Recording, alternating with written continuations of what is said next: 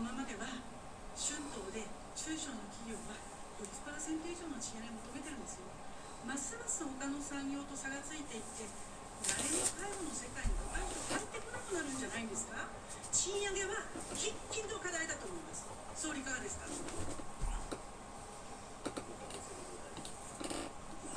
賃上げについては喫緊の課題だという認識は共通しております。そしてまさにこれから今おっしゃられたその補正予算の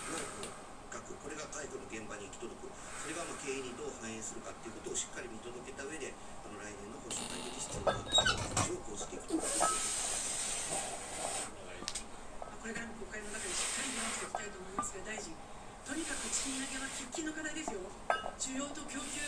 しっかり考えていただきたいと思います。若い人たちをどんどん使っていただければですね、新経済の雇用も生まれる、そして見てくれる人、考える人ができる、これが本当に介護